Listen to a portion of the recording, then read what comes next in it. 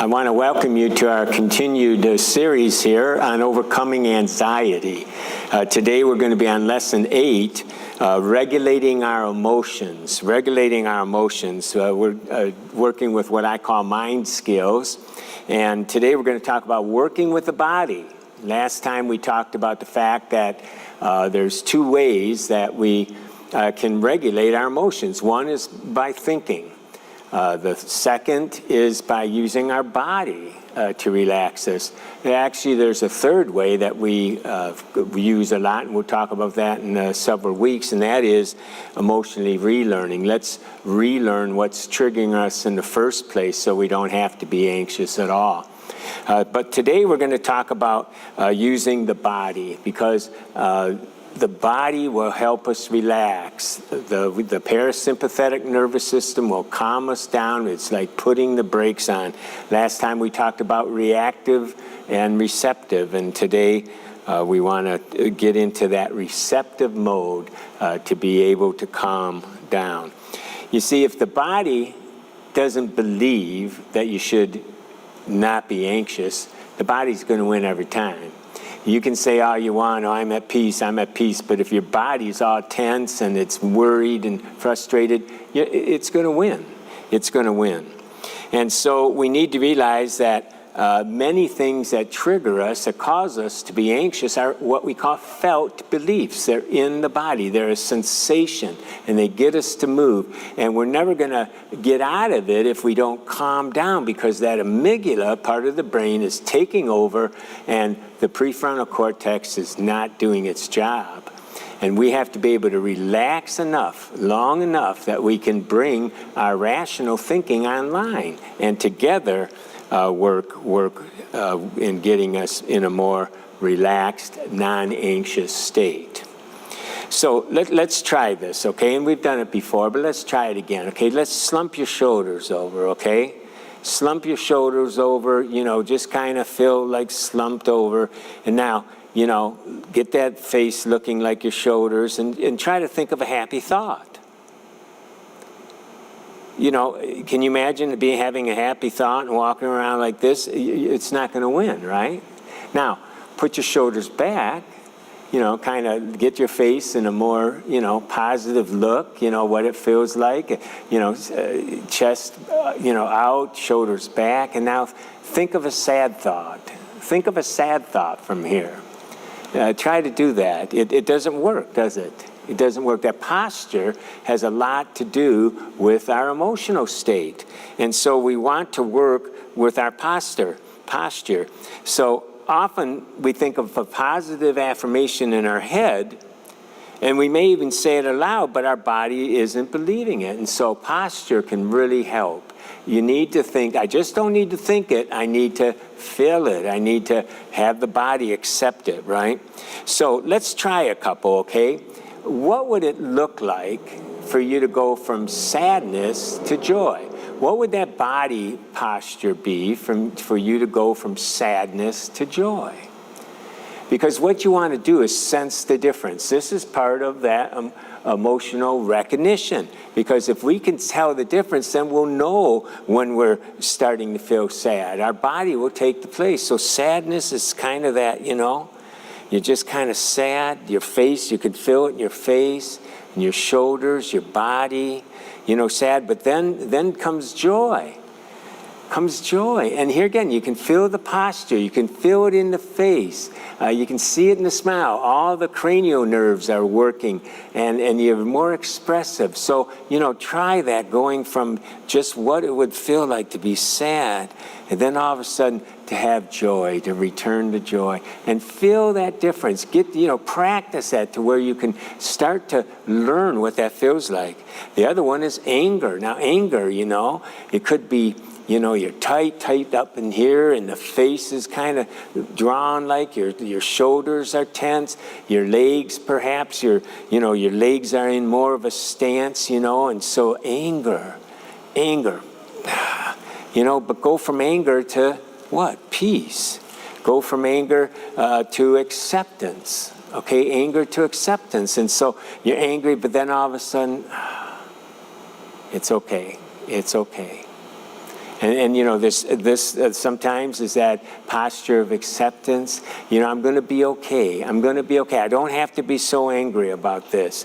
I'm going to, go from anger. I'm going to shift into peace. Into peace would be a good one, peace. But what's that anger feel like? Focus on that and get that in there where so when you're walking around like this, you say to yourself, okay, what's going on? I must be angry. What's going on? And anxiousness, right? Anxiousness, anxiety, what's that feel like? Well, it can be this internal butterflies and body posture. So much could be like, I'm ready to get out of here. You're kind of tense, and feeling wiggly a little bit maybe, and you're anxious, you're kind of, maybe, you want to run. And what's that feel like for you when you're anxious? And how do you go from that to peace? To peace. And what's that shift feel like? What's that shift feel like? And the one we're working on most here is anxiety, of course. And then another form of that would be fear. What's fear feel like, This kind of bracing yourself maybe, or kind of, what's fear feel like? Turning away. Whatever it is for you, what's that fear? Going inward. And then what's it mean to be courage? Right? One of the ones they have the children do, right? The Superman pose. Well, I don't know they have to do that, but it's more open, right? Courage, more taking your stance, more of a strong stand, courage, What's that feel like? So what's the fear feel like?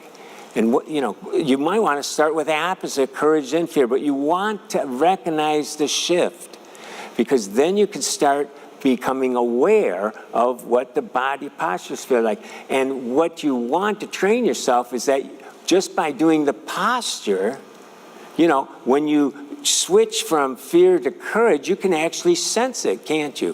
When you move from, anxiety to peace, you can sense it. And so you have this ability then to use posture to change the attitude, to change the emotion.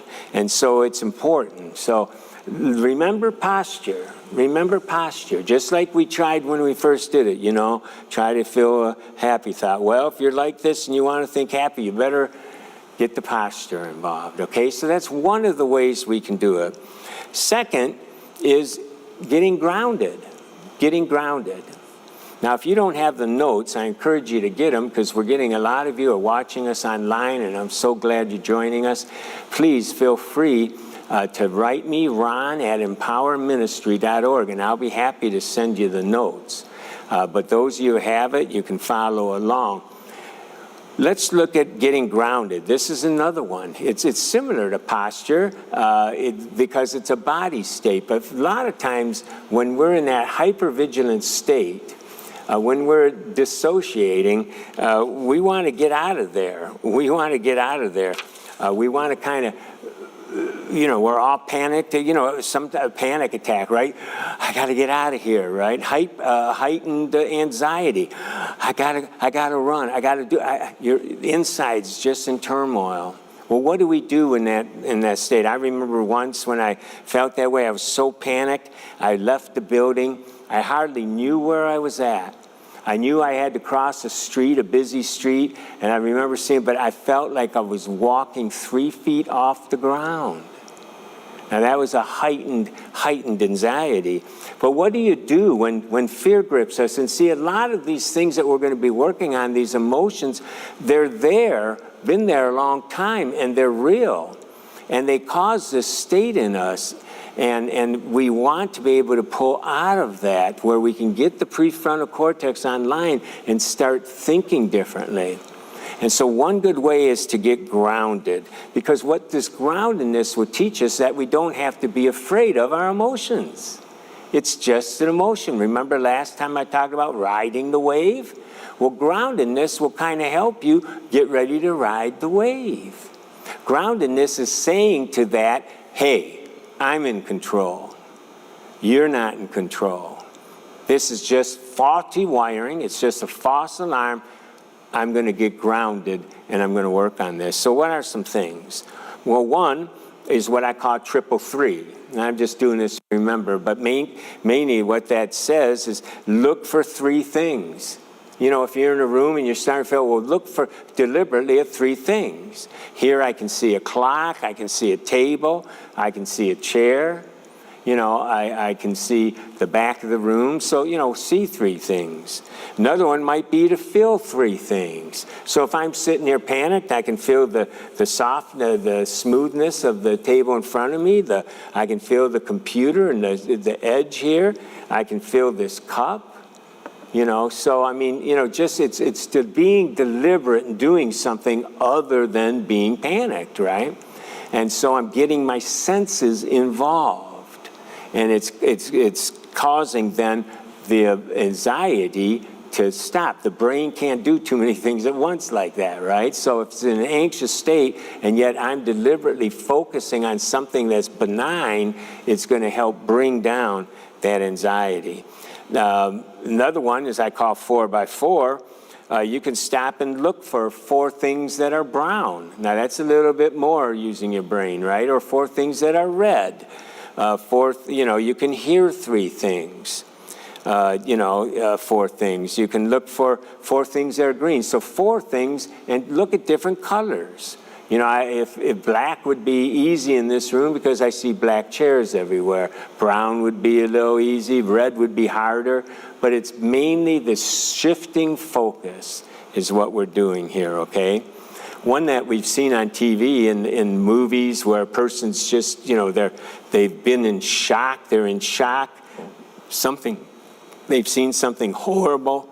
They've done something horrible, whatever, they're in shock, and you've seen the scene, they're in front of a mirror, right, in the bathroom, and what do? They take water and splash it on their face. Well, that's actually a good grounding technique sometimes. And if you're really, really upset, you might want to just go to the bathroom and splash a little water on your face where you can, you know, just kind of wake up to the situation that I'm here now. And this will work great along with what we're going to learn here in a few minutes about breathing and about relaxation. But this is the way to start. You know, I've kind of mentioned this. I call this stay in touch. Here again, touching something, you know, find some things there you can touch. You know, focus on, is it cool or hot? Is it sharp? Is it rounded? Is it textured? You know, so focusing on that would be good. Another one I like, and one that I think I use a lot, is stand up to it. And what that means is that if I'm starting to feel like it, you know, just stand firm. Feel the ground under you. And one way to do that is to shift your weight to one foot and then shift it to another, you know. And so you're feeling, if you're sitting down, you can do a similar thing. You can shift to feel the weight into the seat here, right? And you can shift to one side to another, but basically you're sitting here and you're trying to feel the difference of the weight, okay? So that standing up and shifting your weight is another good way to just ground. The final one is move. Try 60 seconds of moving, right? It can be, kind of running in place. It can be, if you got some other kind of exercise you want to do, maybe just pump your arms, but do something, circles, something. But 60 seconds, that just kind of brings you back, gets you here. Almost any kind of movement will work just to bring you back where you can kind of settle down, okay? And that can create a safety zone. And from that safety zone, we can then, start to breathe, carry on that safety zone, elongate it by breathing. So let's look at some of the breathing exercises. Now, we're going through this in a class, and we're kind of doing it in a hurry here, right? I don't expect you to be able to do all this and remember all this in one session. What I do expect and hope that you'll do is that you'll take this home and start practicing them. Pick the ones that you like, the ones that work for you, and create a new repertoire. You already have a repertoire of anxiety. When you think about it, there's a lot of different ways you get anxious. And you already have a repertoire that we'll talk about in relaxation later on, of false soothers, things that you think bring you down, but they're really negative. They're really not helping the situation. We want to replace those. We want to replace them. And one of the best ways to replace is through breathing, okay? Now, I don't have to tell you how to breathe. I mean, you know how to breathe. You're breathing all the time. But the kind of relaxation breathing is more deliberate. It's more deliberate. Self-calming, which is important to emotional regulation, is a more deliberate kind of breathing. The fact that, you're here in class with me, you're reading this exercise, you're watching on video or YouTube, tells me that you're breathing. You're breathing.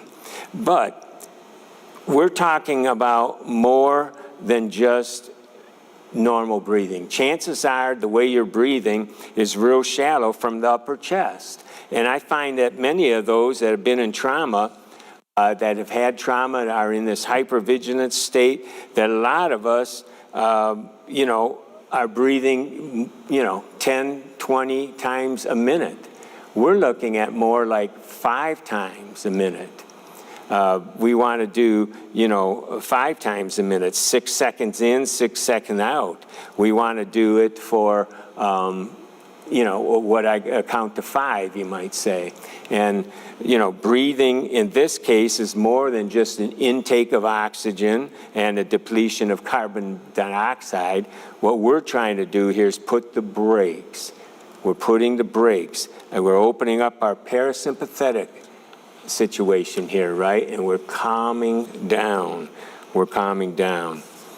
And so if you want to look at page 3, the middle of page 3, we know that the optimal breathing is about 6 seconds in and 6 seconds out. Inhale 6 seconds, exhale 6 seconds. That averages out to about a count to 5.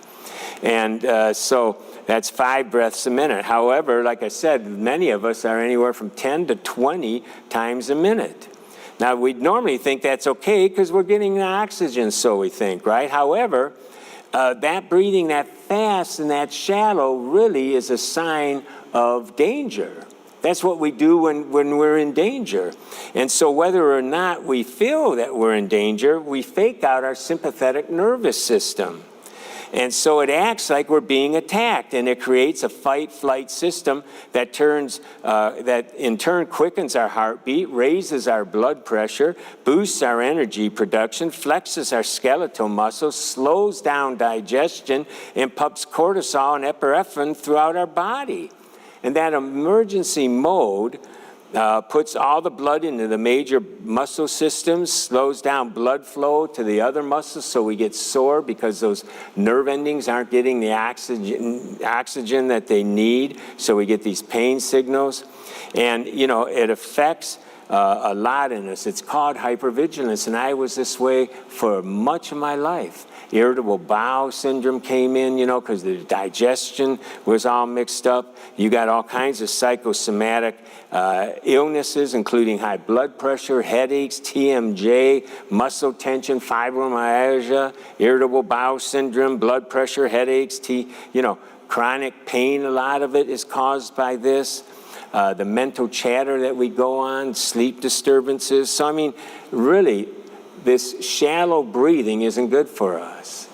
Instead, now we can't necessarily go around all the time and just keeping this relaxing breathing, but we can sure increase the amount of time we do it. We can certainly be conscious that I'm not in a very relaxed and be deliberate in learning to relax. So let's look at some of these exercises where we can get to them.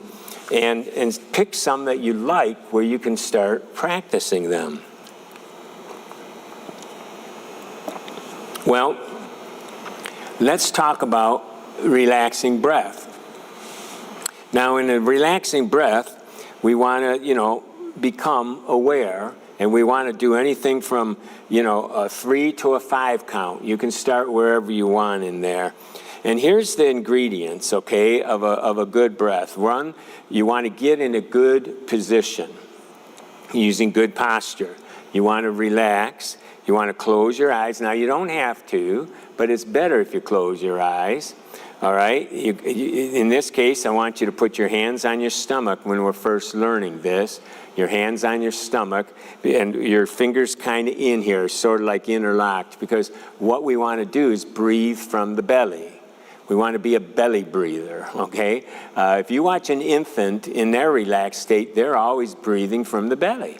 And so as we inhale, our fingers should expand. As we exhale, if they're following the contour of our stomach, they should come back. So it's, okay, now that was a short breath. I wasn't a 5 count, but you want to kind of feel that, okay, because it takes some practice. And you want to, in the beginning, breathe through the nostrils for a 5 count. Blew out through your lips, a little pursed kind of together, but not a, but more of a, you want to feel the air coming across your lips, and then feel your fingers move. So let's try that, okay? I'm going to go ahead and sit down here. Now, so you're kind of relaxed. You're sitting, normally you'd have your hands on your legs like this if you want. If you're going to do it, you could have palms up. But this time I said, let's do this with the fingers interlocked. So we can close our eyes, and when I say go, you breathe. And what you want to do is inhale till the count of 5. You don't want to go and then count to 5. You want to make that breath intake happen all during the 5 count. At the 5 count, you stop. And then you want to exhale, and not just, you want to take the whole 5 count to exhale, all of it. So by the time you get to that 5 count, in an exhale, you're all depleted of your air, okay? And so it takes a little practice, but you can do this. So put your hands here, ready, and let's breathe.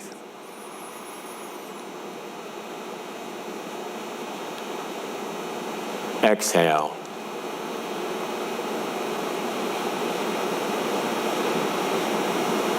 Fine, there you go. Let's try it again. Ready? Inhale.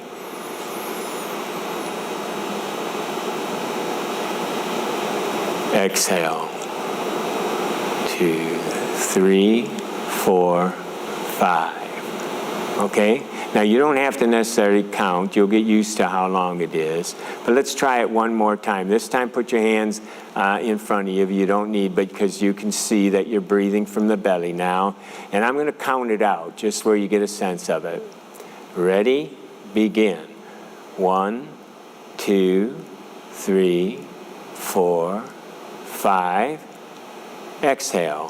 1, 2, 3, 4, 5. All right, let's try that again now. Okay, ready? Inhale. I won't count this time. Ready? Inhale. Exhale.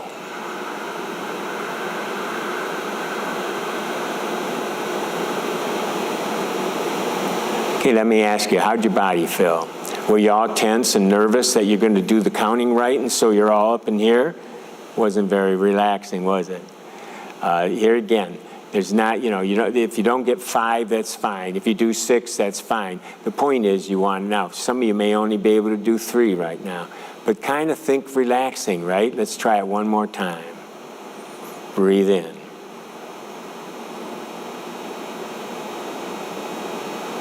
Breathe out.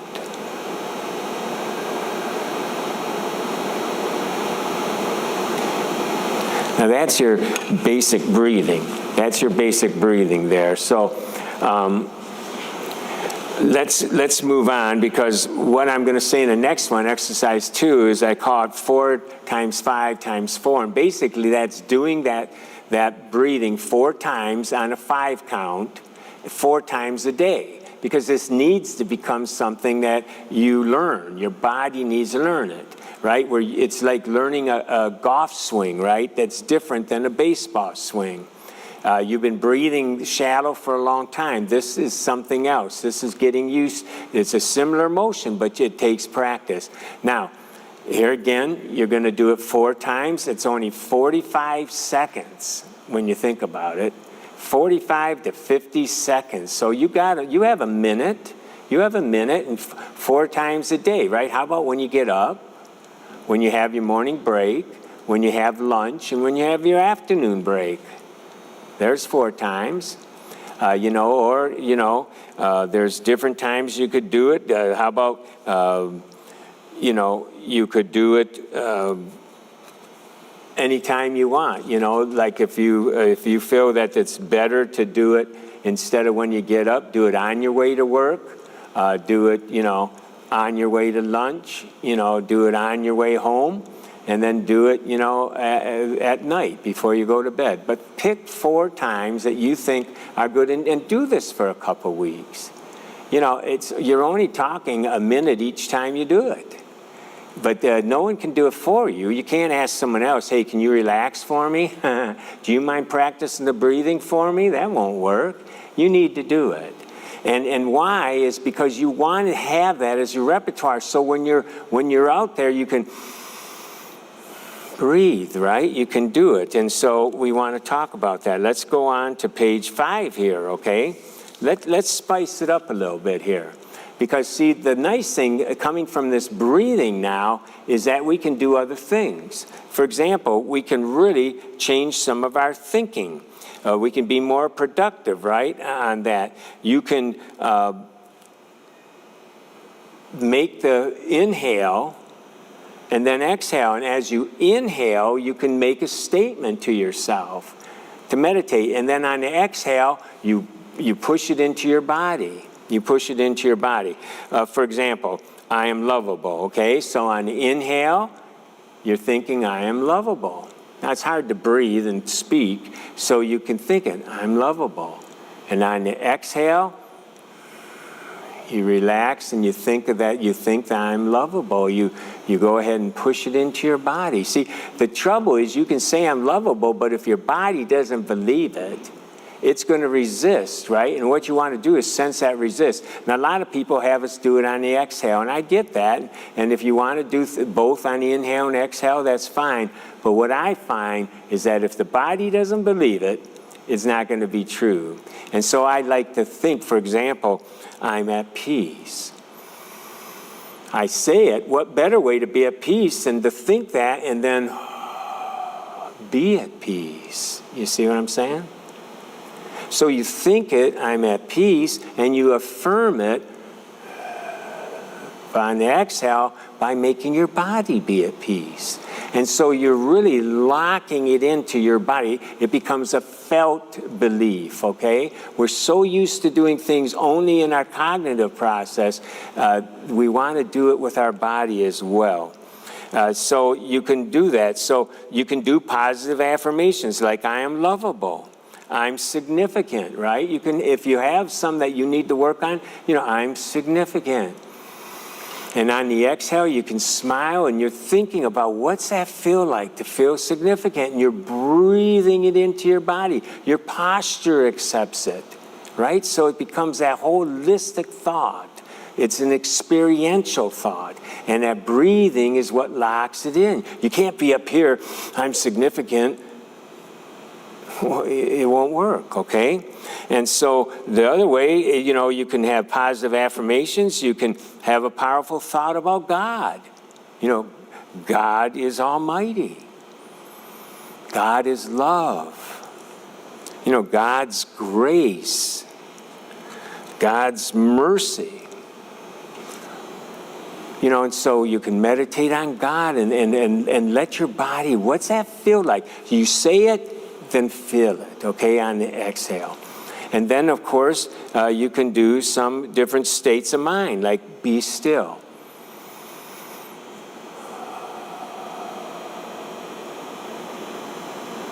You see, I'm being still. Be at peace, right? Return to joy, and that one might put a smile on your face, okay? Be strong. As you exhale, you're taking on a strong stance, right? And so you could even shorten them to just joy. Peace, right? And so you're thinking it on the inhale. You might want to say it on the exhale as long as you're putting it into your body and your body is sensing it. That's the point, okay? That's the point.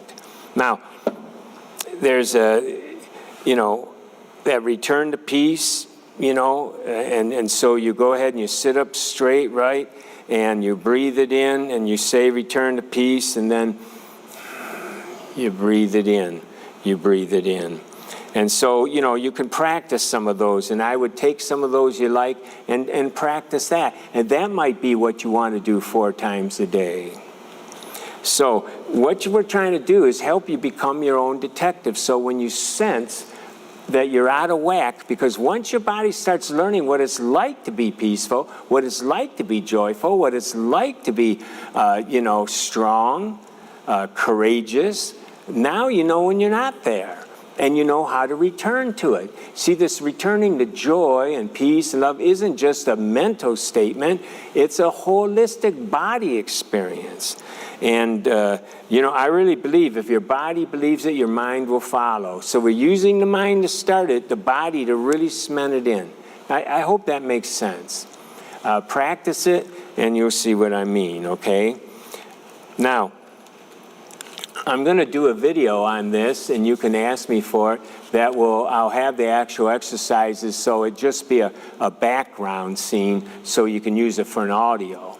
And you can take it with you and learn these things and practice. So you might want to write me, Ron, at empowerministry.com, and ask me for the breathing exercises, okay?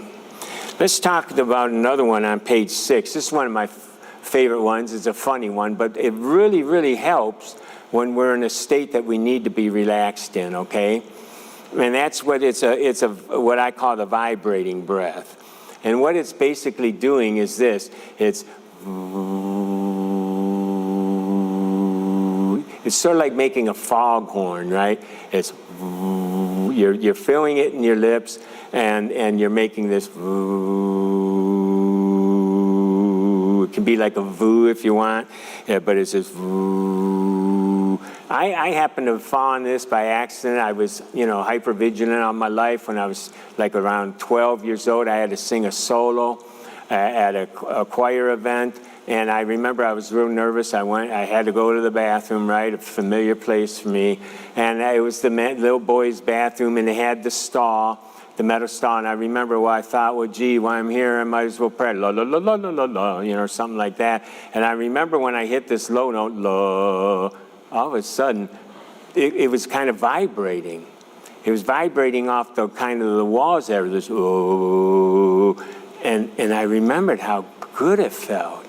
And how relaxed I felt. And all of a sudden I was okay, and I was able to get out there and sing. I didn't really make a mental note of that. I remember how good it felt, but it wasn't until decades later, and I'm studying, and you've got one of the trauma experts, Dr. Peter Levine, and he talks about this method, and he claims by stimulating the gut and reopening the communication with the rest of the body, specifically our brain, this self-regulates, right? It re-regulates and reorganizes the whole physiology and nervous system. So this is a good one sometimes just to reset. It's a good reset. And in our intestines, where we have a lot of these similar cells to our brain cells, it really works in there. And it causes a communication with the brain. And so it's really, really a good one. Another one is a deeper relaxing breath, okay? And how this works is by causing us to relax longer, exhaling longer than inhale. Try this as an experiment, okay? You ever been on a roller coaster? You know how you put your hands up, and you go, oh, Well, let's try that. What I'm going to do is I'm going to go, and then we go, relax, okay? So let's try that. Ready? Go.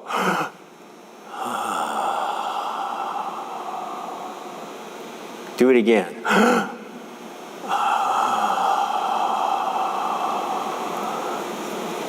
You notice the startle is quick, but the coming back is slower. And that's what we want to do. If we're really going to relax, then one good way to do it is to take the breath in for a 5 count, but then let it out on a 10 count. Now, if that's too long, do a 4 and an 8 or a 3 and a 6. But let's try it, okay? Breathe in. Breathe out. 2, 3, 4, 5, 6, 7, 8, 9, 10. Now that probably caught you a little off guard, and you may have run out of breath before we got there. Let's try it again. Let's do a 4 and 8, okay, and then build up to 5 and 10. Let's do a 4 and 8. Ready? Breathe in. Breathe out. 1, 2, 3, 4, 5, 6, 7, 8. Okay, now do it this time without counting, and feel how more relaxed you feel as you elongate that exhale. Ready? Breathe in. Breathe out.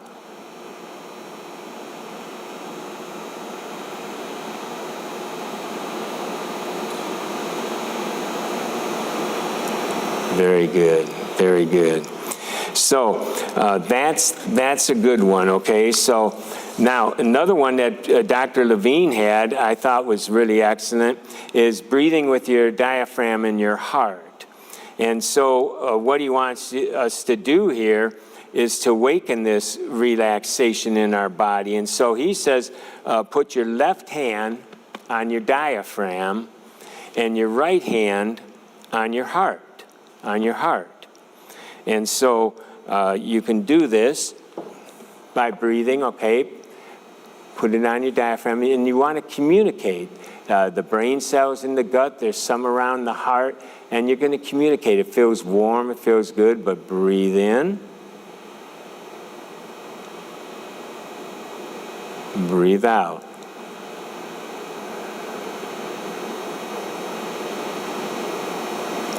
Breathe in. Breathe out. Now another variation of this is you can put your hand on your head and your heart and breathe in and breathe out. But getting the body involved by touching those areas can really help. Now these are a lot of exercises, I understand this. And I don't expect you to necessarily do them all in one night, but pick some here that you think are good. But mainly, for sure, get the breathing down. But you might really enjoy, the stomach and the heart one here, okay? And so you can try that. Now, let's look now at relaxing. We've done grounding. We're talking about breathing. And so the whole goal here is to get us away from this anxious state to where we can relax. And we want to learn to relax in the midst of stress. I mean, stress is all around us. We have stress all the time. Financial pressures, pressure at work or school, relationships, they all have an effect on us. Now, breathing and relaxing alone won't help it. I mean, if you've got financial issues, then let's do something about it, right? If you have relational issues, let's get some counseling. Let's get some financial planning. If there's some struggles at work, let's work on that. I mean, let's work on our problems, right? This isn't an excuse not to work on the problems. Let's get some help. But while we're doing that, let's start learning to relax, okay? So Dr. Francis Shapiro writes this in Getting Past Your Past. Since we all have unprocessed memories that get triggered, we have all felt anxious, fearful, sad, angry, or insecure at different times without really knowing why. It's important to have a way to get rid of the disturbance as it arises, and that's what we've been doing, right? Everything from grounding to breathing, now relaxing. It gives us the balance we need to keep one foot in the present as we explore the past, because as we go to emotionally relearn, we're going to talk about some of those things that happened, right? And as we get in touch with some of them, we want to be able to know that we're in control. We're being an observer. We can control. We can use these techniques at any time. And that's what she says. She says, although we've all felt those negative feelings before, we can investigate most easily if we're not afraid of the emotions. The best way to accomplish that is to know we can rid of them when we choose. And that's good. We have a choice today. We can choose to stop being anxious. We can stop the elevated anxiety. We can stop the panic attacks, right? And so these are self-control techniques if you want, okay? So let's look at some of these ones. Let's talk about it first, quieting and calming ourselves, okay? Let's take this self-assessment on 8. Read these statements and check off the ones that might be true for you. It's in the middle of the page. I have constant thinking that doesn't seem to stop. That inner chatter going all the time. Negative inner chatter. How about this? It seems like I'm sitting at a stoplight with one foot on the brake and the other one on the gas. And that's what I used to feel like, this hum all the time. Like, ooh, a high rev and not going anywhere. And that's that hypervigilance. How about my inner critic constantly berates me? You know, do we have these negative thoughts all the time about ourselves?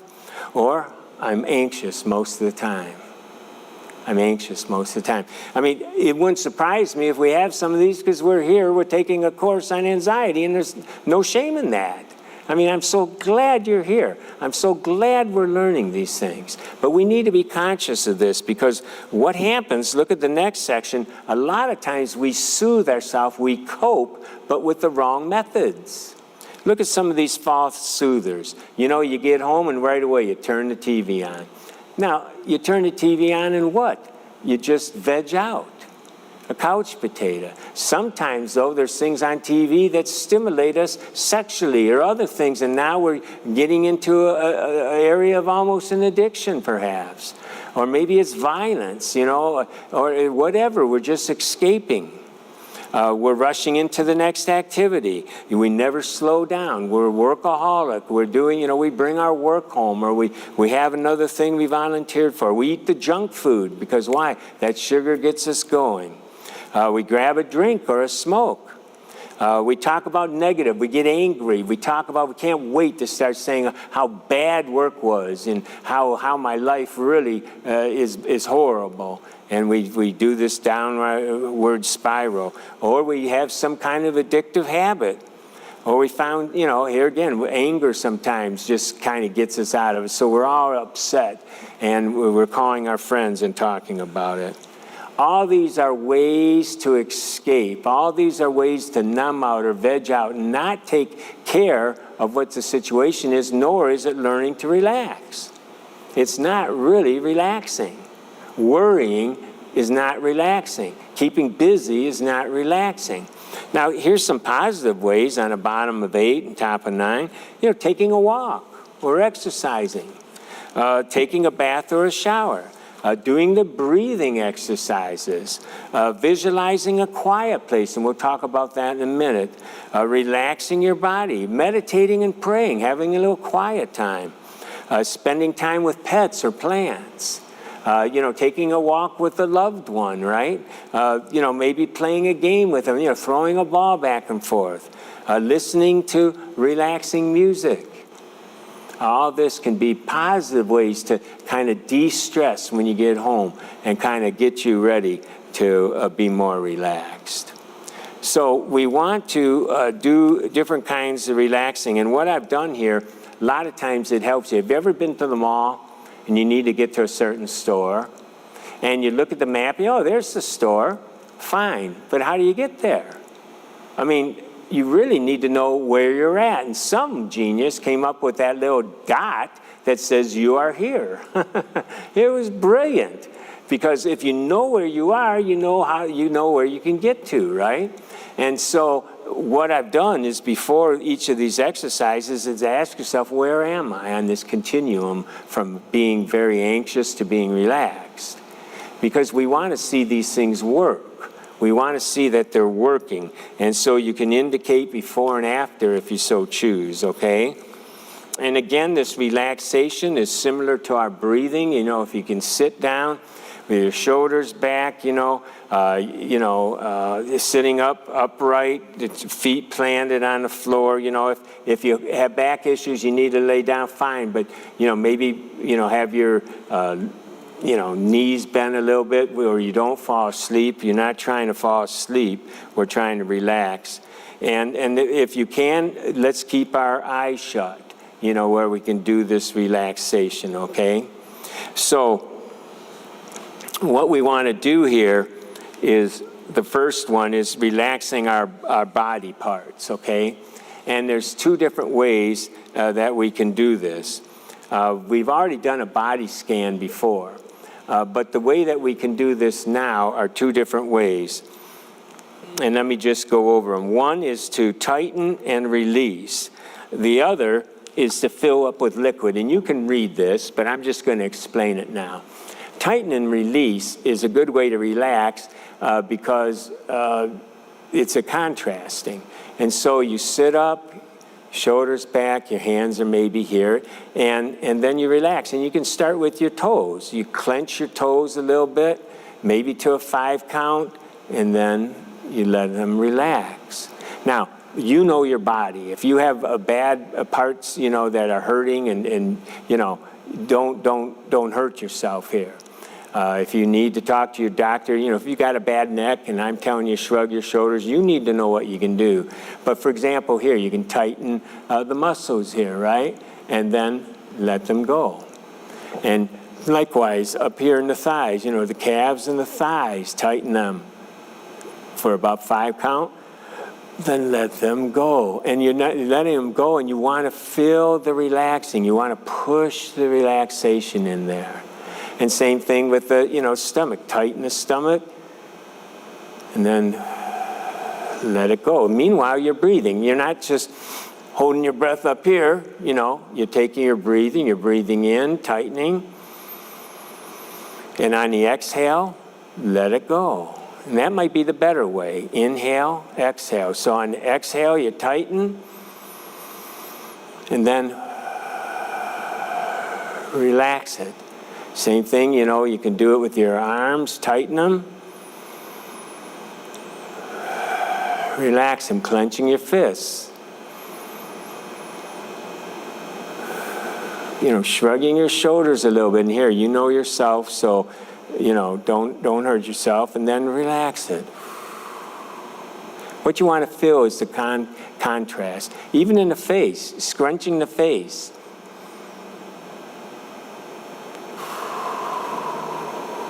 Now, I'm sure that really looked cute on camera there, but you get what I'm saying, kind of scrunch that face up and relax. Now, what you'll be able to do is, after you practice that a while, you'll be able to just kind of go tight and relax the whole body. And pretty soon, what that would turn into is, forget the tightening, just relaxing the body. You want to be able to get to where you just, on a second's notice, you take a breathe in and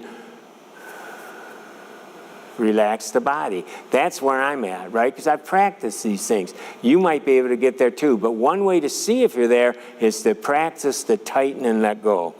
Now, another one that's kind of an interesting one is kind of a combination of visualization and that is to fill yourself filling up with liquid. And what you want to do is, the liquid can escape out of your fingers and out of your toes. And so what you want to do is hold those kind of tight.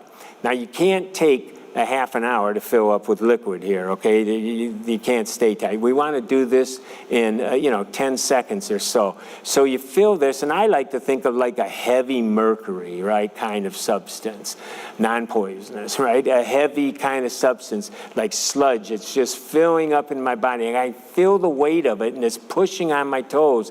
And as it gets up in here, it starts to come. Now it's overflowing into my shoulders, down into my hands, and I feel the weight of it in my legs and in my hands, and I'm feeling it filling up more and more. Now it's up to my neck, and it's getting up to my head. Now it's pressure on the top, and as soon as I feel it up there, I'm breathing in, and on the breath out, I open my fingers and open my toes and just...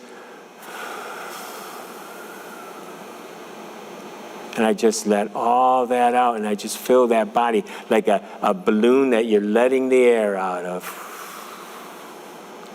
And relaxed, relaxed. And once you're there, you can just sense that and just keep breathing. And with each breath, relax a little more. Take another one out of the belly.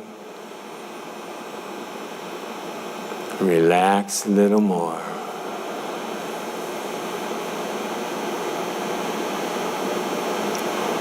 And you just relax. And relax.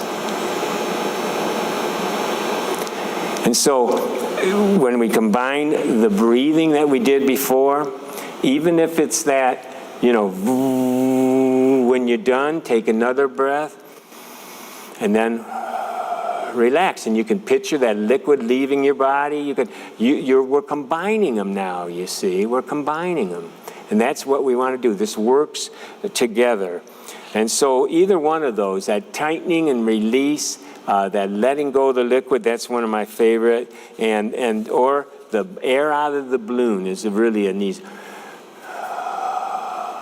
The air out of the balloon, okay? And so you want to get it to relax. Now, another way to relax, and we'll finish with these, is to use visualization with it. And one of the common things that people use is, and especially when we're working on some of this stuff, we get anxious, is to think of a quiet place. And so on page 11, I have some, and again, Frances Shapiro talks about this. She says, a safe or calm place in adaptive information processing terms. What we're doing is increasing your access to positive memory networks. These are networks that have within them the pleasurable experiences you've had in life. So we're accessing pleasurable memories. For instance, the kind of experiences where you felt calm and relaxed. That way, if you feel disturbed at any time and want to stop, there's immediate access to positive emotions. If we're anxious with people or in an anxious situation, having this one that we're going to do here of affirmation, a positive experience before, we'll turn on those relational circuits. Thinking of positive time when we had a safe place will cause us to relax, right? And so we can shift our attention, and it's much like counting to 10 when you're angry, right? We're taking over, we're calming down, we're going to that safe place, if you will, okay? And so we want to really visualize it, really bring it in. We want to have a good experience of it, so it's in Technicolor, surround sound, and all that. So here again, you want to be in your chair, and you want to sit upright with a good posture. You want to close your eyes and relax, do that 5 count. And a lot of times what I recommend is that you breathe out first.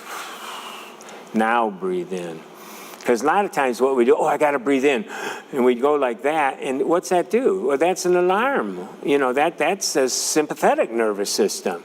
So you don't want to do like that, right? So sometimes it helps to just blow it out and then, And you do that 5 count, and then you think of a memory. Now you think of a place that you've been that's very peaceful, something you know, or you can even make it up. It could be a beach, a forest, a mountain, a park, a sanctuary, a room maybe with a fireplace, a quiet room, a garden. You know, somewhere you've been before, like I said, or something you make up, but you want to be there. So you want to go to that place. And so right now, take that breath and picture that scene. Now, if there's people there, just kind of erase them from the scene. This is your place, your safe place, your quiet place. And what I want you to do is I want you to turn up the lights, right? I want you to be able to see it. Bring the light in, right? I want you to hear what the noises mean. Maybe it's the ocean. Maybe it's birds singing in a tree. Maybe it's the hum of an air conditioner in the background. Maybe it's the crackling of the fire. But you want to hear what you hear in that place. You want to smell what you smell in that place. It could be the sea, fresh sea breeze. It could be the pine scents of the pine trees. It could be the smell of your favorite room where you relax, right? And then you want to feel the air, the temperature. You want to feel the airflow. You want to be there. This is an embodied experience. And so you want to be in that scene and just relax. If you're sitting on the beach, you want to feel your impression you're making in the sand. And just look and relax. Spend 30 seconds there. Build it up to a minute. Breathe as you're doing it. Just be there. See if you can get yourself eventually to 5 minutes. But start off with seeing if you can get 15 seconds, then 30 seconds, then a minute. But take this one and practice this one, because you're going to want that. You're going to want to have sometimes that safe place, because that's where it's a total body experience, and it's good to have one. Now, Francis Shapiro is famous for what we call EMDR, which is a technique of using bilateral brain stimulation. And she has worked with this all around the world. She has thousands of people that do it. And they've worked with people, children especially, in emergency situations where there's been horrible trauma. And they've come in and teaching relaxing techniques. And one that they do is called the butterfly hug. And let me read to you on page 12, the bottom of 12. Another way to do the stimulation is called the butterfly hug. It was developed in Mexico to work with groups of children following a hurricane. It has since been used all over the world to help increase the positive feelings of a safe place. To do it, cross your arms in front of you with your right hand and your left shoulder, so you're like this. Okay, and they're on your shoulders. Now I have a microphone, so it's hard for me to do this. But what you want to do is have your hands on your shoulders, okay? And as you do that, you want to close your eyes, breathe, and think of that safe place, and then you want to tap it in. So you go 1, 2, and you want to do it about, 6 to 12 times. Now, at first, it's going to be hard because you're going to want to count. And how can you visualize a safe place, breathe, and tap at the same time, right? That's like walking and chewing gum, right? Might not be easy. But don't worry whether you do, 1, 2, 3, 4, 5, 6, or if you do 7, 8, 9, 10, or if you do 11 or 12. The point is you don't want to keep doing it, but you don't want to make it too short. So don't worry so much about that. The main thing is you want to visualize, be in that safe place, that quiet place, be breathing, and then just help the brain to accept it, right, by doing that bilateral stimulation. So you're not even counting. And the speed is up to you, but just something nice and rhythmic. Now, you can also do it on your legs. You can also do it on your legs sitting there. But the main thing is that this is sort of like an REM sleep, an REM rapid eye movement. It's just a way of stimulating both sides of the brain where it can really kind of accept this piece, this scenery a little bit more. It's sort of like bringing it into your memory. And so it's helping you remember it more. So you can try that. A lot of people like that. You can try that. The final one is a self-compassion. Self-compassion. And compassion with our others is something we do, but we need compassion for ourselves. And so we can do this one. And, you can do this one if you want, again, with your, hand on your stomach, other hand on your heart. Because, you can do that, so you're sitting there. And then what you can do, now you've been triggered, you feel anxious, and you're coming out of it now. So you're taking a deep breath, and you're saying to yourself, I am feeling triggered. Being triggered happens. As I wait, I will be understanding and loving to myself. This will pass. I will be kind and patient to myself at this moment. Now that's a lot. I get that. Again, try this. This is touching yourself in an appropriate way where it's a loving, compassionate, it's touching your heart and your gut. And listen to what you're saying. Look at page the bottom of 13. First, there's awareness. I'm feeling triggered, okay? You're claiming what's going on. I'm being triggered. I'm feeling anxious. On page 14, the top, acceptance. I'm being triggered happens. Thoughts happen. Anxiety happens. It's not a big deal. It happens, right? You acknowledge that you're not alone. It's a common thing. And then you have compassion. As I wait, riding the wave, right? As I wait, I will be understanding and loved. Why? Because a lot of times, I'm being anxious again. See this self-condemnation, this judgment. We don't want judgment. As I wait, I will be understanding and loving to myself. That's compassion. And then we take this non-judgmental, positive action. What is it? This too will pass. This too will pass. I will be kind and patient with myself at this moment. And so get the gist of what it's saying. Learn to memorize this and you can work with it, okay? And then finally, the presence of God. I mean, what a way to become in the presence of God. Learning to relax, sitting down, palms up. Oh, Lord, I come just into your presence. Make me conscious of your presence. I want to sense your peace right now, right? I want to sense your peace. And a lot of times with this hands open, I'm just sitting there enjoying the presence of God. Relaxed. From there, you can pray. You can look at different scriptures. There's all kinds of scriptures here. Give your worries and cares to God, for he cares you. My help comes from the Lord. Read some of these scriptures to know that God is there with you. God is there. He cares. He'll help you. And so we take all this together. We ground ourselves. We're breathing. We're relaxing. We're being kind and compassionate to ourselves. And we're coming to the presence of God with palms open wide. Lord, I receive your peace. I receive your joy. I receive your presence. Help me with my anxiety. And so let's pray that. Father, I pray that you would help each one of us as we learn now to breathe and to relax, to be grounded, to practice your presence, that we'll see, Lord, as we learn these things, that this anxiety that comes will only be for fleeting moments, and that we won't be prisoner. Lord, we have choices today. Thank you, Father. Help us to relax. Help us to be at peace. And we pray this in the name of Jesus. Amen.